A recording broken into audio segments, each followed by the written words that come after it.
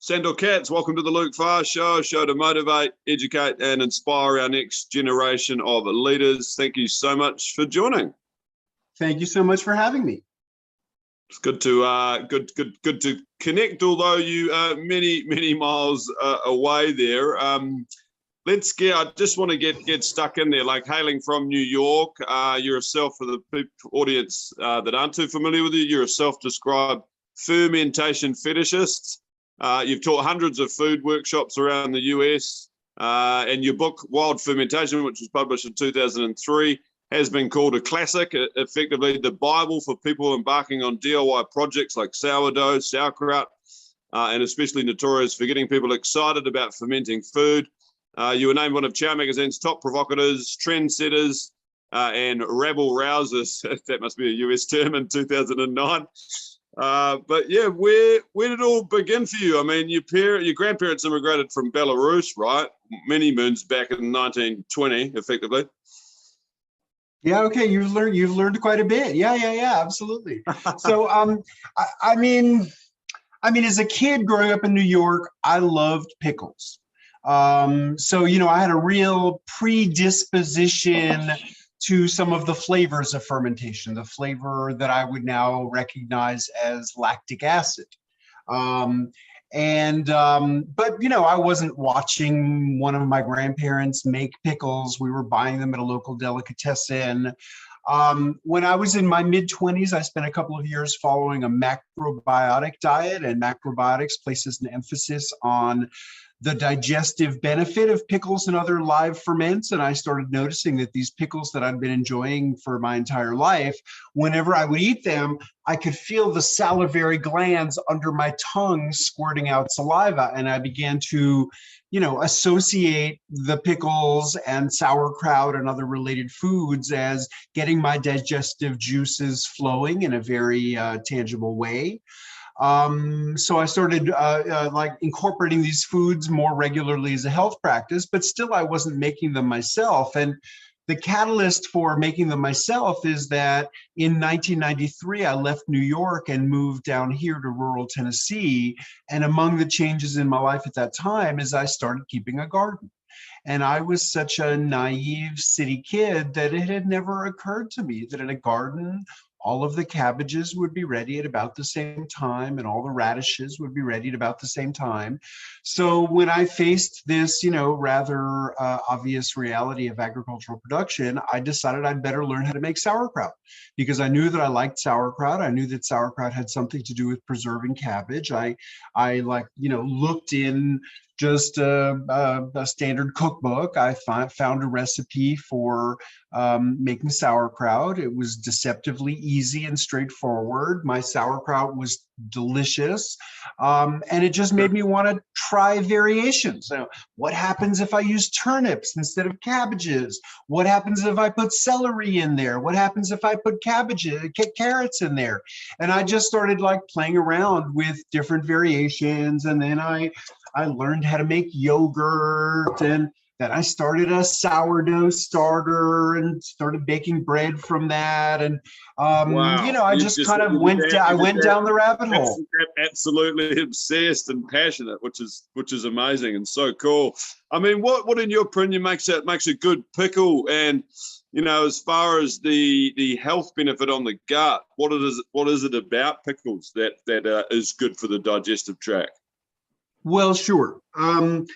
Okay, so I would say that, a pickle is anything that is preserved in an acidic medium. And there's different ways of accomplishing that. Most of the pickles that we'll find in our contemporary supermarket shelves basically have a vinegar solution, generally a hot vinegar solution poured over the vegetables. And that's certainly a pickle. But most of the older traditions of pickling vegetables involve submerging vegetables in a saltwater brine solution. And in that protected environment, lactic acid bacteria on the vegetables start digesting carbohydrates and transforming them into lactic acid. And so that's a different means of accomplishing the same thing, preserving the vegetables in an acidic medium. I mean, to me, the flavor of a lactic acid pickle is just much more delicious than the flavor of a vinegar pickle. But I've really never met a pickle that I didn't like. But for me, like the biggest like variable in how I experience pickles is the texture more than the flavor. And personally, I really like a crispy pickle, a pickle that maintains some of its crispiness. So a lot of the, techniques for fermenting vegetables have to do with strategies for maintaining the crispness of the vegetables. When pickled vegetables get soft and mushy, that's not particularly a dangerous problem, but it can be an aesthetically displeasing result. And it basically has to do with enzymes that break down pectins. Pectins in the vegetables are what make them crispy and crunchy. In the short run, salt hardens the pectins, so salt is an important ingredient in a pickle. And then in the long run, there are enzymes, different concentrations in different vegetables. They're more active in warmer environments. They're more active in very low salt or no salt environments. But they're what can make pickles get soft and mushy. So you need a certain amount of attention to detail when you're making pickles. And by the way, I would consider sauerkraut and kimchi to be pickles. I mean, there's a lot of different ways to pickle vegetables. Now, as for the health benefits that you asked about, well, with fermented vegetables, I mean, I would say that, the reason why fermented vegetables have been nutritionally important historically is that in temperate climates with limited growing seasons, they have been an important strategy for preserving nutrients that are unique to plant source foods to feed people through the periods of the year where there's no fresh plant source foods. So, if you live in a very cold place with a very limited growing season, your sauerkraut or pickles really could be a matter of survival because they could be your only source of vitamin C through a long, harsh winter. At the present moment, people have become very interested in probiotics, the living bacteria themselves. And, generally any kind of fermented vegetables is a spontaneous fermentation based on the organisms that are on the vegetables. And there's a good bit of biodiversity in them. So if you eat those pickles live, meaning not heat processed, not cooked, then you're basically ingesting biodiversity. And that can help to diversify the bacteria in your gut. And, contrary to the indoctrination that many of us received as children, especially in the last century, about how dangerous bacteria are, it turns out that, bacteria are our partners in this life. Bacteria are our ancestors in this life. All life is descended from bacteria, and no multicellular form of life has ever lived without bacteria. And, in the case of our human bodies, bacteria provide all kinds of functional benefits for us. They enable us to effectively digest the food that we eat. They synthesize certain nutrients so we don't have to find them in our food. What we call our immune system is largely the work of bacteria in our intestines. We as humans, and so sorry to interrupt you there, but just so we're keeping before I'll just lose the context, but it's as part of this topic. But as humans, we are in a symbiotic relationship with single cell organisms. For the people out there that don't quite understand that, can you break that down? What does that mean exactly? Yeah, sure. Well, that means that, every healthy human adult is host to more than 1 trillion bacteria in incredible biodiversity, and yet diminished biodiversity compared to our ancestors. And some of the kinds of factors that are diminishing biodiversity are antibiotic drugs, other kinds of chemical exposures that we inevitably have in our modern lives, our relatively low fiber diets compared to our ancestors. So, I mean, you know, we're learning more and more about how almost every aspect of our physiology relates to the bacteria in our gut, including our brain chemistry, serotonin, and other chemical compounds that determine how we feel and how we think are regulated in ways that we don't fully understand by bacteria in our intestines. So, you know, there are a lot of potential benefits to eating bacteria-rich probiotic foods. By diversifying the bacteria in the gut, we can potentially improve our digestion, we can potentially improve our overall immune function, you know, and we can potentially improve, you know, almost every system of our bodies, including our mental health. And with, you know, really very little risk. So, I mean, I think that fermented foods are you know, a wonderful strategy for, you know, improving our health. And I mean, I just hear anecdotal reports from people all the time, particularly related to digestion. You know, I suffered from acid reflux, chronic constipation, you know, this or that digestive challenge. And then suddenly, you know, I started incorporating some sauerkraut, some kimchi, some yogurt, some other bacteria-rich foods into my diet, and I found that my digestion dramatically improved. So, nice. I do want to touch on that. Great benefit for people. I really want to touch on that gut-brain axis and the relationship there. Very, very fascinating. I mean, so we're going as far as saying that the healthier your digestive tract and gut health is, therefore, because serotonin's made in your gut, your actual mental mind state is going to be clearer and therefore more positive. Is there sort of scientific evidence around that, or is that just? Well, I mean, you know, there certainly have been large-scale studies suggesting that, you know, incorporating foods like this might lead to less depression, might lead to people feeling better. You know, I mean, I try to phrase it in very, you know, potential. You know, it's all potential benefit. You know, I mean, I really try to not tell people like, oh, the problem you have, it will be improved by incorporating fermented foods. You know, I think it just always has to be, it might be improved, but the thing is, it's not going to hurt you. So maybe it'll help you, maybe it won't help you. You know, we can't expect singular foods to, you know, change our entire health and well-being. You know, that's a complicated equation. But it could be an important factor, and sometimes it is. Yeah. No, very, you know, very. Plus, they're delicious.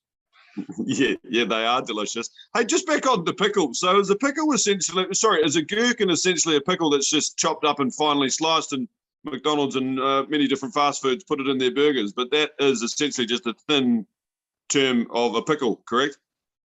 Yeah, sure. It's just a style of a pickle, sure. Yeah, absolutely. Oh, okay. Good to know. Now, I do want to talk a little bit about sort of your commune and where you live. I mean, I've read that you herd goats at Short Mountain Sanctuary, which I think is fantastic. And you are currently living in like a queer intentional community deep in the wooded hills of Tennessee. Like, what's life like there? Like, is it? Well, I should tell you that I lived for 17 years in that community.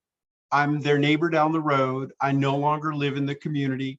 You know, sometimes my friends there bring me some goat milk, but you know, I'm not a day-to-day part of that community anymore. But I lived there for 17 years, and for the last 12 years, I've been a neighbor down the road. Yeah, cool, fantastic. And is that literally just so everyone's like-minded and you grow vegetables and you help each other out? It's very, you know, community activity based. Yeah, for sure. Yeah, nice, very good. So I mean, just to get back to fermented foods, I mean, let me just also be clear, like, you know, pickles are a wonderful example of fermented foods, but you know, that's definitely not the whole picture. I mean, almost every person in almost every part of the world eats and drinks products of fermentation every single day. Fermentation it encompasses all kinds of foods and beverages that are created by the activity of microorganisms. And what we now understand. Sorry to interrupt, Sandor, but Sandor, is beer, and no question's a dumb question from me, like you're the expert and thought leader. Is beer a ferment? Oh yeah, of course. Oh, it is. Okay, great. No, all alcohol. There is no alcohol without fermentation. Every drop of alcohol that you and anyone else who's listening has ever ingested is a byproduct of a fermentation process. I mean, certainly the production of alcohol is the most widespread form of fermentation, and all beer, all wine, all sake, and basically every carbohydrate that exists in the world, somebody has fermented into alcohol. Why has alcohol got such a negative impact on not only our physical health but mental health as well? Obviously, it being a toxin, but what's actually happening in the body, and why is it so bad? I'm not sure that I'm the person who can answer that. I can say that alcohol seems to have nearly universal appeal. People like alcohol. I mean, it is my general impression, and I think that there's a lot of scientific evidence to support this, that moderate drinking actually is not a problem. It is not an intrinsically dangerous activity. But of course, some people don't stop at moderate consumption, and obviously, when you drink heavily, it can have all kinds of negative repercussions, both physiological ones and also social and interpersonal ones. Yeah, very well crafted. Very, I enjoyed that response. Yeah, and I certainly wanted to throw that out there to the audience, that I'm not gearing these questions to get some form of a doctor-based opinion on it. It's just more anecdotal and what you've experienced, and we've all got opinions on things. So. But I mean, there are all kinds of things that beyond it. I mean, coffee is fermented, chocolate is fermented, vanilla is fermented, cheese is all fermented, bread is fermented, cured meats are fermented. If you made a sandwich with bread and cured meats and cheese, probably you'd put some sort of a condiment on it. And the world's ancient condiments like soy sauce and fish sauce are directly fermented. And most of the more modern condiments basically rely upon vinegar, which is an important product of fermentation, to stabilize them, as in, mustard, mayonnaise, ketchup, chutneys, salsas, all manner of things. So, an incredibly wide range of foods and beverages are, produced by the action of microorganisms. And, to me, the most miraculous thing is that, people figured all this stuff out thousands of years ago. We've only known specifically about the existence of, bacteria and yeast for about 150 years, and yet we've been working with them for literally thousands of years. And, indigenous people in every part of the world developed techniques to work with what we would now understand as microorganisms that are present on all of the plants and all of the animal products that we eat. Yeah, very fascinating insights. And on that note, I mean, you've once quoted, I mean, we're living in this time, Sandor, as you're well aware, where people have largely lost our direct connection to the natural world, and all it's mediated for us by a few people in the middle, the big giants, food giants. And as with any kind of an organism, like food connects humans to their environments in the natural world. So if you're gathering food, you have to know about the local plants. If you're hunting, you're interacting with animals. And when you're just going down the supermarket, you've said that you lose that interaction, which I couldn't agree more with. I mean, why do you feel that interaction is so important for us? Well, I mean, I think if you observe the natural world, you see that, every kind of organism relates to its environment through the process of feeding itself. And, while I mean, like other humans, I mean, I certainly have sort of enjoyed not having the imperative to, produce or procure, all of the food from the world around me that I need.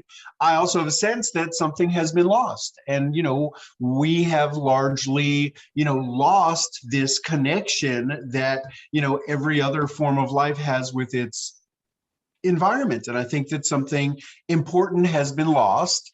And I think that, this is one of the reasons why we're living in this time of environmental catastrophe, is because we have sort of, severed this connection. And the more we can try to become more connected to our environment, through the process of being involved in producing and procuring our own food, I think that, sort of the less we will be destroying our environment. So, I think that, it's very important that people, as individuals and as societies, like, make an attempt to reclaim our food. And, the system we've created of centralized production and globalized distribution, I mean, it's wonderful as long as it works. But as we saw in the pandemic, as we're seeing now with the war in Eastern Europe, I mean,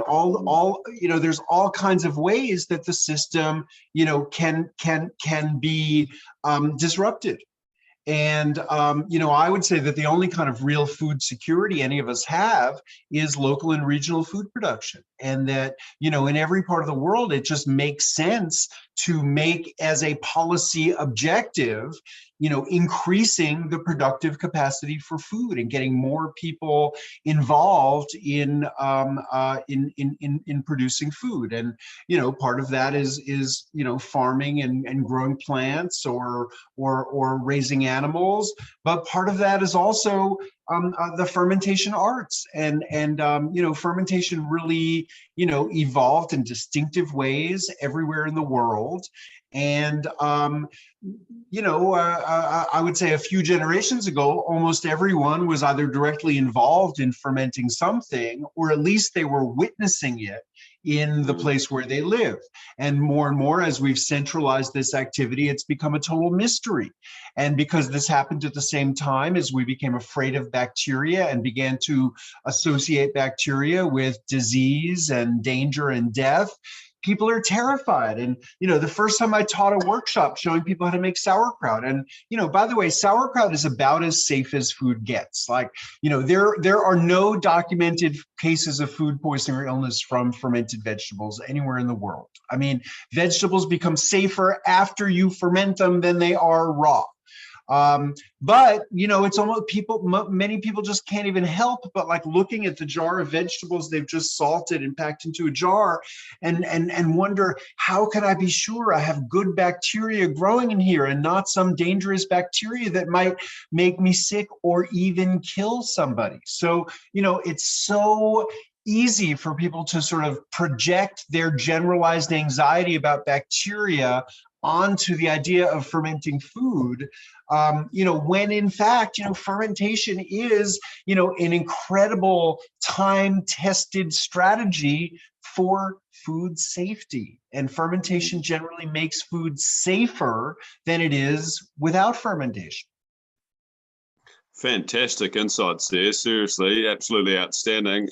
You mentioned there earlier around environmental catastrophe, which I do want to talk the complete opposite of, which is my lovely sponsor out here in New Zealand, out of my hometown, Hawke's Bay. You might like this, Sandor, actually.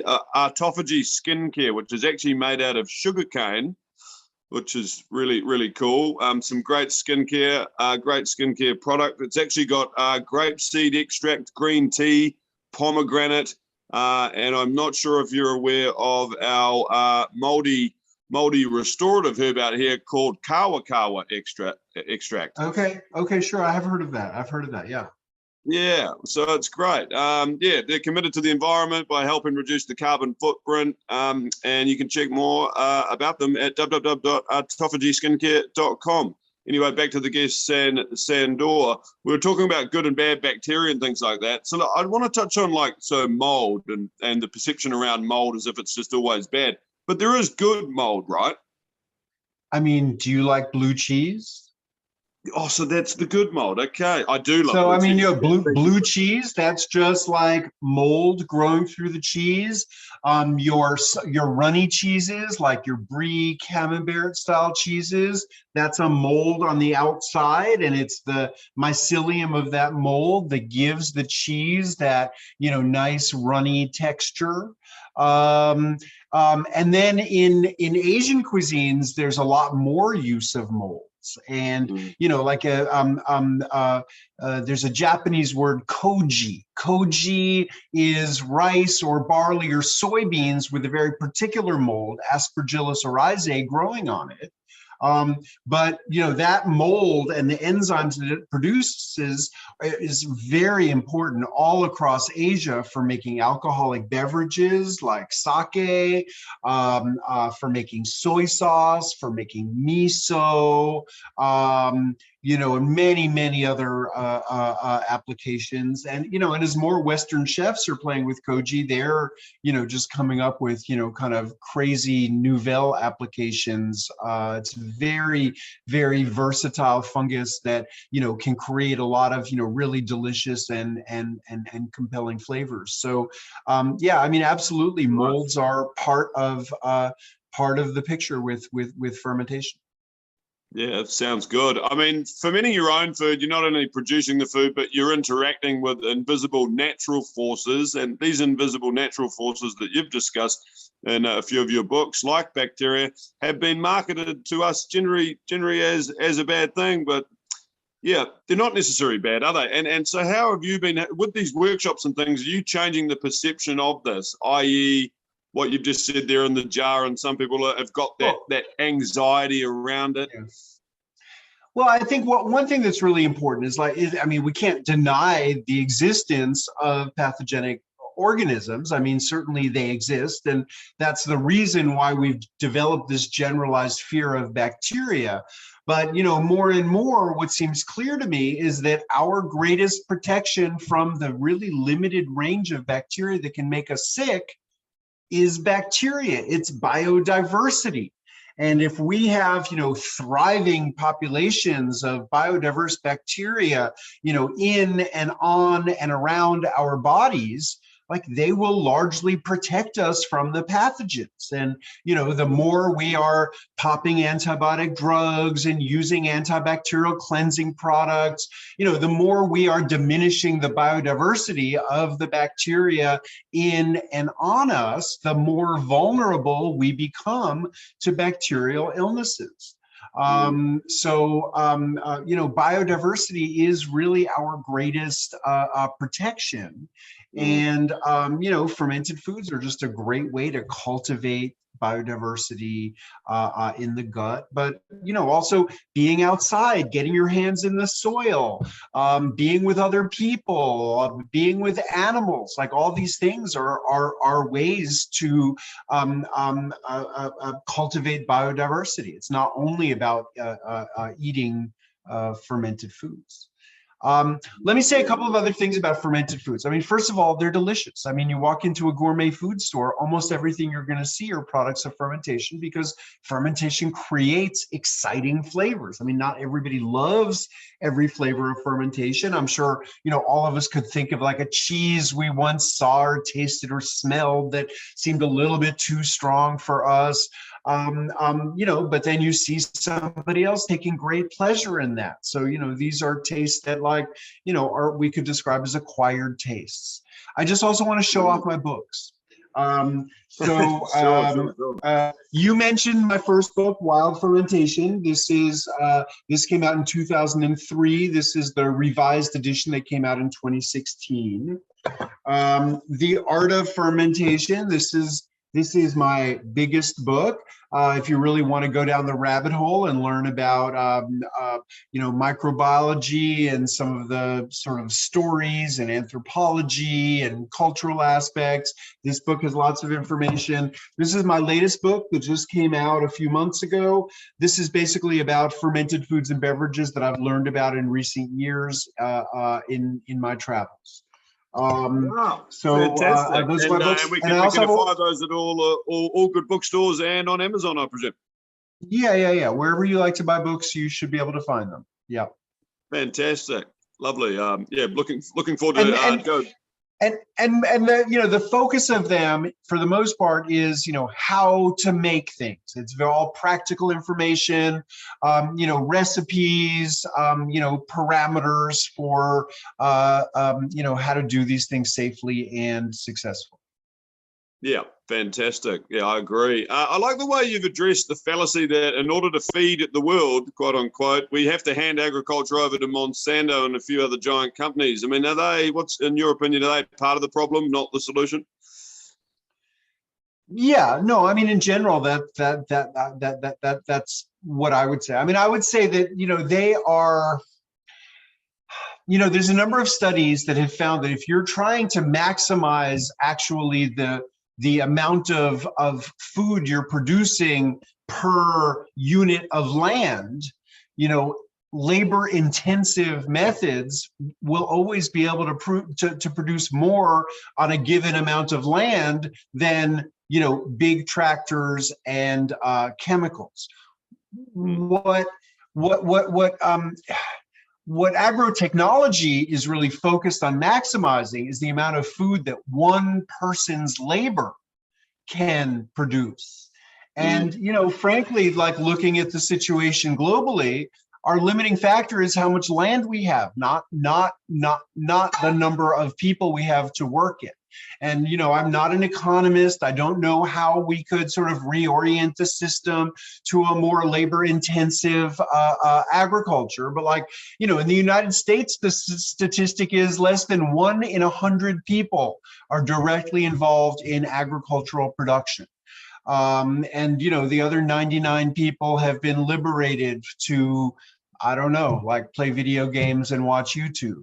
And I'm not saying we need to return to a society where everyone is in the fields producing food, but we might have a much better economy and society and more sustainable agriculture for sure if maybe 1 in 10 rather than 1 in 100 was involved in agricultural production, and we were practicing a more labor intensive style of agriculture. Yeah, that's good. I mean, how far have we come from a sustainability perspective in 20 years when talking about agriculture? I mean, in your book, The Revolution Will Not Be Microwaved, you suggest how traditional cultural practices of sustainable agriculture might subvert the corporate farm system. How far have we come in achieving that? Well, I mean, not that far. I mean, I think that we have two parallel systems, and in most places, you could go to a farmer's market a couple of days a week, and you could find things that are produced by smaller scale producers. But the vast majority of what people are buying through the sort of larger stores and chains are going to be produced by sort of a larger scale agriculture. Yeah, very good. But I think that the existence of more and more small farms is a promising sign to me.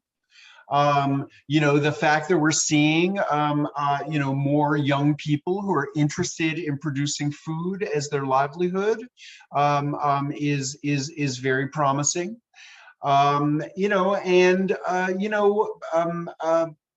Whenever I have a chance to talk to someone who's involved in larger scale, chemical agriculture, there's a lot of problems with that. There are, with the large scale application of herbicides, the people using them are having more and more problems with weeds that are developing resistance to the herbicides.